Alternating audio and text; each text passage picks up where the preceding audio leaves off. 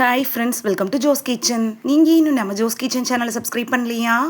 சட்டுன்னு சப்ஸ்கிரைப் பண்ணிவிட்டு லைக் பட்டனையும் ஹைப் பட்டனையும் தட்டி விட்டுட்டு வாங்க வீடியோக்குள்ளே போகலாம். நம்ம தினைக்கும் குடிக்கக்கூடிய ஒரு முக்கியமான பானம் அப்படின்னா அது பால் தாங்க.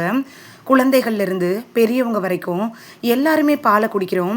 எதுக்காகனா கால்சியம், புரதம், விட்டமின்கள்னு உடலுக்கு பல நன்மைகளை தரக்கூடிய ஒரு சிறந்த உணவாக இருக்கிறதுனால நம்ம எல்லாருமே பாலை எடுத்துக்கிறோம். ஆனால் நல்ல உணவாக இருந்தாலும் சில உணவுகளோட சேர்றப்ப உடலுக்கு பாதிப்புகளை ஏற்படுத்தலாம் அப்படிங்கிறது உங்களுக்கு தெரியுமா? ஆமாம் ஃப்ரெண்ட்ஸ், சில பழங்களோட பாலை நம்ம சேர்த்து குடிப்போம். சிலர் மீன் சாப்பிட்ட உடனே பால் குடிக்கிறாங்க. சிலர் ஜூஸ் சாப்பிட்டதுக்கப்புறமா பால் குடிப்பாங்க. இந்த மாதிரியான சின்ன சின்ன தவறுகள், நீங்கள் தெரியாமல் செய்யக்கூடிய சின்ன தவறுகளும் மிகப்பெரிய ஆபத்தை ஏற்படுத்திடலாம். முக்கியமாக செரிமான கோளாறு, வயிற்றுப்போக்கு, வாயு தொல்லை, அஜீரணம், வெண்புள்ளிகள் இது கூட வர்றதுக்கான வாய்ப்புகள் இருக்குது. இந்த வீடியோவில் பாலோட சேர்த்து சாப்பிடக்கூடாத உணவுகளை பற்றி தான் பார்க்க போகிறோம். சாப்பிட்டா என்ன பிரச்சனைகள் ஏற்படும், எவ்வளவு நேரம் கேப் விட்டு நீங்கள் பாலை எடுத்துக்கணும் அப்படின்னு எல்லாத்த பற்றியும் தெளிவாக பார்க்க போகிறோம். இந்த ஒரு வீடியோ உங்களோட ஹெல்த்தையே சேஞ்ச் பண்ணலாம். ஸோ வீடியோவை ஸ்கிப் பண்ணாமல் பாருங்கள் ஃப்ரெண்ட்ஸ். வாங்க வீடியோக்குள்ளார போகலாம். ஃபர்ஸ்ட் ஒன், பாலும் மீனும். நீங்கள் நினைக்கலாம் பாலை மீனும் யார் கலந்து குடிக்கிறா? கலந்து இல்லைங்க. மீன் சாப்பிடுவீங்க, சாப்பிட்ட உடனே திடீர்னு பால் குடிக்கணும்னு தோணும், பாலும் குடிப்பீங்க. அதாவது உங்களுக்கு தோணாது. வீட்டில் இருக்கக்கூடிய சின்ன குழந்தைகள் 1 இல்லை 2 வயசு 3 வயசு இருக்கக்கூடிய குழந்தைகள் பால் டப்பாவில் பால் குடிச்சிட்டு இருப்பாங்க. பெரியவங்க மீன் சாப்பிட்றப்ப மீன் கேட்பாங்க, நீங்களும் கொடுத்துருவீங்க. இது தெரியாமல் செய்யக்கூடிய தவறு தான். ஆனால் சின்ன குழந்தைகளுக்கும் வயசானவங்களுக்கு தான் பிரச்சனை ஏற்படுத்தும். அதனால தான் சொல்கிறோம், பால், மீன் இந்த மாதிரி 2 உணவுகளையும் சேர்த்து சாப்பிடக்கூடாது. வயதானவங்களுக்கும் சின்ன குழந்தைகளுக்கும் செரிமானம் ரொம்ப வீக்காக தான் இருக்கும். அதனால அவங்களுக்கு செரிமான பிரச்சனைகள் வரலாம். சரி, இந்த பாலும் மீனும் சேர்றப்ப என்ன பிரச்சனை ஆகுது அப்படிங்கிறத பார்த்துடலாமா? இது நம்ம ஒருபோதும் சேர்க்கக்கூடியாத ஒரு சேர்க்கைங்க. மீன் சாப்பிட்ட உடனே பால் குடிக்கக்கூடாது, பால் குடித்த உடனே மீன் சாப்பிடக்கூடாது. ஏன்னா மீன் ஒரு புரதம் நிறைந்த உணவு, பாலும் அதே மாதிரி புரதம் நிறைந்த உணவு. இரண்டையும் ஒரே நேரத்தில் நம்ம அதிகமாக எடுத்துக்கிட்டோன்னா என்ன ஆகும்னா செரிமானம் சிரமமாகும். இதனால வயிறு உப்புசம், வாயு தொல்லை, அஜீரணம், வயிற்று வலி, சிலருக்கு வெண்புள்ளிகள் கூட வரலாம் அப்படின்னு சொல்கிறாங்க. இந்த மாதிரியான பிரச்சனைகள் ஏற்படுறதுக்கான வாய்ப்புகள் அதிகமாக இருக்குது. அதனால தான் சொல்கிறோம், ஒரு சேர்க்கை எப்பொழுதுமே தவிர்த்துருங்க. அதாவது பாலையும் மீனையும். குறிப்பாக வயிறு ரொம்ப சென்சிட்டிவாக இருக்கக்கூடிய நபர்களுக்கு இந்த பாதிப்பு அதிகமாகவே ஏற்படலாம். எப்படி நம்ம இதை எடுத்துக்கணும்னா, மீன் சாப்பிட்டதுக்கப்புறம் குறைஞ்சது 2லேருந்து 3 மணி நேரம் கழித்து தான் நீங்கள் பால் குடிக்கிறது நல்லது. இல்லைன்னா பால் குடிச்சிட்டு 2லேருந்து 3 மணி நேரம் கழித்து மீன் சாப்பிட்றது ரொம்பவே நல்லது. அடுத்து இரண்டாவது பார்க்கக்கூடிய தவறான காம்பினேஷன் என்னென்னா பால் ப்ளஸ் வாழைப்பழம் தாங்க. இதில் அதிக அளவு நிறைய பேர் எடுத்துகிட்டு இருக்கிறாங்க. முக்கியமாக வாழைப்பழ மில்க் ஷேக் பலருக்கும் பிடித்த ஒரு உணவாக இருக்குது. ஆனால் இது எல்லாருக்கும் பிரச்சனையை தராதுங்க. சிலருக்கு பிரச்சனையை ஏற்படுத்தும். மறுபடி நான் அதை தான் சொல்கிறேன், இது செரிமான பிரச்சனையை ஏற்படுத்தும். குறிப்பாக உடற்பயிற்சி செய்யாமல் இருப்பாங்கல்ல, வீட்டிலே வயசானவங்க இருப்பாங்க, அவங்களுக்கெல்லாம் பிரச்சனையை ஏற்படுத்திடும். பொதுவாக செரிமானத்தன்மை குறைவாக இருக்கிறவங்களுக்கு இது பிரச்சனையை ஏற்படுத்தும். அடிக்கடி வாயு தொல்லை இருக்கிறவங்களுக்கும் இது பிரச்சனையை ஏற்படுத்துறதுக்கான வாய்ப்புகள் இருக்குது. வாழைப்பழம் பால் சேர்க்க அதிகமாக எடுத்துக்கிட்டா வயிறு ரொம்ப கனமான ஒரு உணர்வை கொடுக்கும். இதனால வயிறு உப்புசம், அஜீரணம் மாதிரியான பிரச்சனைகள் ஏற்படலாம். இதை தவிர்த்துடுறது ரொம்பவே நல்லது. நீங்கள் தனித்தனியாக எடுத்துக்கிறது நல்லது தான். அப்படி இல்லைன்னா பலரும் கேட்கக்கூடிய ஒரு கேள்வி என்னென்னா, பால் குடிக்கிறதுக்கு சரியான நேரம் எது அப்படின்னு கேட்குறாங்க. பால் காலையில் உணவுக்கு அப்புறமா எடுத்துக்கிறது நல்லதுங்க. இல்லைன்னா ஈவினிங் டைமில் ஸ்நாக்ஸ்லாம் சாப்பிடுவீங்கள்ல, அந்த டைமில் எடுத்துக்கிறது நல்லது. இரவு தூங்குறதுக்கு முன்னாடி 1 மணி நேரத்துக்கு முன்னாடி தூங்குறதுக்கு, அதாவது 1 மணி நேரம் தூங்குறதுக்கு முன்னாடி பாலை குடிச்சிங்கன்னா நல்ல தூக்கம் வரும். இப்படி குடித்தா உங்களுக்கு நல்ல பலன் கிடைக்கும். சிலர்லாம் என்ன பண்ணுவாங்கன்னா, காலையில் எழுந்திரிச்ச உடனே வெறும் வயிற்றுல பால் குடிப்பாங்க. அப்படி குடிக்கவே கூடாதுங்க. இந்த மாதிரி நம்ம சொன்ன மாதிரிலாம் பாலில் எடுத்துக்கிறா அது நல்லது தான். அடுத்து நம்ம பார்க்கக்கூடிய தவறான சேர்க்கை என்னென்னா பால் ப்ளஸ் உப்பு. அதே மாதிரி பாலோட புளிப்பு அதிகமாக இருக்கக்கூடிய உணவுகளையும் எடுத்துக்கக்கூடாது. நம்ம பால் குடித்த உடனே சிப்ஸு, மிக்சர் இந்த மாதிரியான ஸ்நாக்ஸ்லாம் அதிக அளவு எடுத்துப்போம். இதில் உப்பு அதிகமாக சேர்த்துருப்பாங்க. இதெல்லாம் தவிர்க்கணும். சில உணவுகளில் உப்பு ப்ராசஸ்டு பண்ண உணவுகள் கூட இருக்கும். இதிலலாம் சோடியம் அதிகமாகவே இருக்கும். நீங்கள் பால் குடித்த உடனே இந்த மாதிரியான உணவுகளை எடுத்துக்கிறத தவிர்த்துறதே நல்லது. இது உடம்புக்கு அதிக உப்பையும் நீர் சமநிலையை பாதிக்கவும் செஞ்சிடும். தாகத்தை அதிகரிக்கும். செரிமான பிரச்சனையை ஏற்படுத்தும்.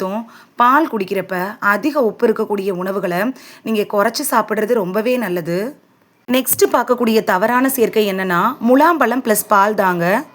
கோடை காலம் வந்த உடனே முலாம்பழம்னா எல்லாரும் விரும்பி சாப்பிடுவாங்க. இதில் குறிப்பாக மஸ்கமிலன் உடம்பை குளிர்ச்சியாக வச்சுருக்கோம் அப்படின்னு இதை எடுத்துக்குவாங்க. ஆனால் இந்த பழத்தை பாலோட சேர்த்து சாப்பிட்றது சரியே கிடையாது. சில பாரம்பரிய உணவு முறைகளையும் சரி, சில ஊட்டச்சத்து நிபுணர்களோட கருத்துக்களின்படி இந்த முலாம்பழம் என்ன பண்ணுன்னா பாலோட சேர்த்து குடிக்கிறப்ப சிலருக்கு பொருந்தாது. ஏன்னா முலாம்பழத்தில் நீர்ச்சத்து அதிகமாக இருக்குது, பாலில் புரதம் கொழுப்பு நிறைந்த உணவாக இருக்குது. இது ரெண்டும் ஒரே நேரத்தில் சேர்றப்ப, அதாவது அதிக அளவு எடுத்துக்கிறப்ப சிலருக்கு செரிமான வேகம் மாறுபடலாம். செரிமான வேகம் மாறுபட்டுருச்சுன்னா பிரச்சனைகள் வர தொடங்க ஆரம்பிக்கும். வயிறில் உப்புசம், வாயு தொல்லை, அஜீரணம், வயிறு கனமாக இருக்கிறது, இது மாதிரியான பிரச்சனைகள் ஏற்படுத்திடும். இது யாருக்கெல்லாம் பிரச்சனை ஏற்படுத்தும்னா செரிமான பிரச்சனை ஆல்ரெடி இருக்கிறவங்களுக்கு இந்த பிரச்சனையை இது இன்னும் அதிகமாக்கிடும். அதே மாதிரி லாக்டோஸ் அலர்ஜி பிரச்சனை இருக்கும்ல, அவங்களுக்கும் பிரச்சனை அதிகமாகும். வாயு பிரச்சனை ஏற்படுத்துறதுக்கான வாய்ப்புகளும் இருக்குது. ஸோ ஒருபோதும் முலாம்பழத்தையும் பாலையும் சேர்த்து நீங்கள் எடுத்துக்கிறாதீங்க. அதை அவாய்ட் பண்ணிடுறதே நல்லது. இது செரிமான பிரச்சனைகளை உருவாக்கிடும். முலாம்பழத்தை சாப்பிட்டுட்டு குறைஞ்சது அரை மணி நேரம் கழித்து பால் எடுத்துக்கோங்க. இல்லைன்னா பால் குடிச்சிட்டு அரை மணி நேரம் கழித்து முலாம்பழம் எடுத்துக்கோங்க. அடுத்த தவறான சேர்க்கை என்னென்னா முள்ளங்கி ப்ளஸ் பால் தாங்க. நம்ம வீடுகளில் அடிக்கடி பயன்படுத்தப்படுற காய்கறிகளில் ஒன்றுனா முள்ளங்கி. இதில் நார்ச்சத்து, விட்டமின் சின் பல தாதுகள் இருக்குது. முள்ளங்கி சாப்பிட்ட உடனே பால் குடிக்கக்கூடாது. நம்மளோட பாரம்பரிய உணவு முறைகளையும் முள்ளங்கி பால் சேர்க்கை சிலருக்கு ஒத்துக்காது அப்படின்னு சொல்கிறாங்க. இதுக்கு காரணம் செரிமானத்தன்மை வேறுபடுது அப்படின்னு சொல்லலாம். என்ன பிரச்சனை ஏற்படும்னா வயிறு உப்புசம், வாயு தொல்லை, அஜீரணம், வயிற்றில் செரிமான பிரச்சனை, வெண்புள்ளிகள், இது மாதிரியான பிரச்சனைகள் வரலாம். முக்கியமாக பச்சையாக முள்ளங்கியை சாப்பிட்ட பிறகு உடனடியாக பால் குடிக்கிறத கண்டிப்பாக அவாய்ட் பண்ணணும். நீங்கள் நினைக்கலாம், யாருங்க பச்சையாக முள்ளங்கியை சாப்பிட்றது? பச்சையாக இல்லைங்க, பச்சை முள்ளங்கியை நீங்கள் எடுத்து ஜூஸ் போட்டு குடிப்பீங்கல்ல, அது மாதிரி. யாரெல்லாம் கிட்னி பிரச்சனை இருக்குதோ, அதே மாதிரி வெயிட் லாஸ் பண்ணுறாங்களோ, இவங்க எல்லாரும் முள்ளங்கியை பச்சையாக ஜூஸ் போட்டு குடிப்பாங்க. அப்படி குடிச்சிட்டு பாலையும் குடிச்சிங்கன்னா கண்டிப்பாக பிரச்சனையை ஏற்படுத்துங்க. அதனால தான் பால், முள்ளங்கி இது ரெண்டையும் தனித்தனியாக எடுத்துக்கணும் அப்படின்னு சொல்கிறாங்க. ரெண்டும் சேர்றப்ப செரிமான கோளாறுகள், இது மாதிரியான பிரச்சனைகளை அதிகப்படுத்துறதுக்கான வாய்ப்புகள் இருக்குது. இது ரெண்டையும் எடுக்கிறப்ப எவ்வளோ மணி நேரம் கேப் விடணும் அப்படின்னா 1 மணி நேரம் கண்டிப்பாக கேப் விட்டே ஆகணும். 1 மணி நேரம் இல்லைனா 2 மணி நேரம் கூட நீங்கள் இடைவெளி விடலாம். நெக்ஸ்ட் பார்க்கக்கூடிய தவறான சேர்க்கை என்னன்னா பால் ப்ளஸ் எலுமிச்சை தாங்க.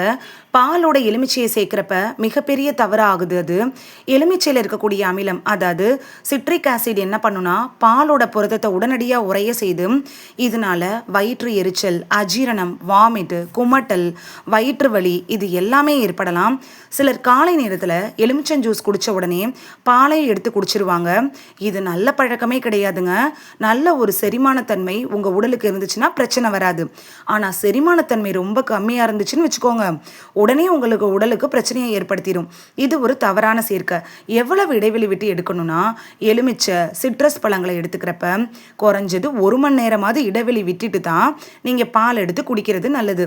இல்லை பாலை குடிச்சிட்டு 1 மணி நேரம் கழிச்சு தான் ஆரஞ்சு பழமோ இல்லை லெமன் ஜூஸோ இது மாதிரியான சிட்ரிக் பழங்களை எடுத்துக்கிறது நல்லது.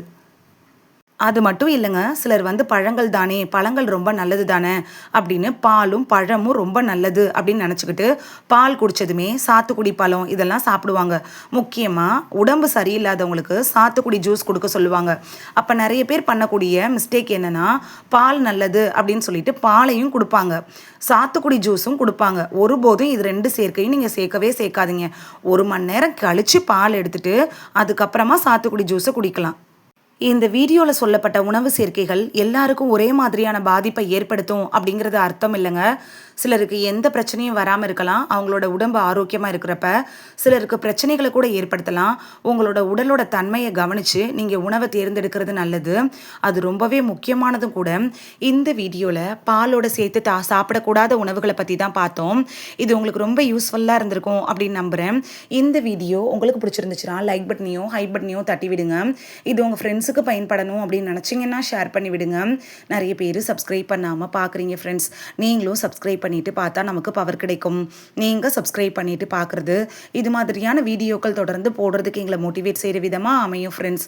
சப்ஸ்கிரைப் பண்ணுறதோடு மட்டும் இல்லாமல் பக்கத்தில் இருக்க பெல் ஐக்கானை கிளிக் பண்ணி ஆளுங்கிற ஆப்ஷனை கிளிக் பண்ணி வச்சிட்டிங்கன்னா நாங்கள் வீடியோ போட்ட உடனே நோட்டிஃபிகேஷன் உங்கள் செல்ஃபோனை வந்தடையும். நாளைக்கு வேறொரு ஆரோக்கியமான பதிவில் சந்திக்கலாம். தேங்க்யூ, பாய்.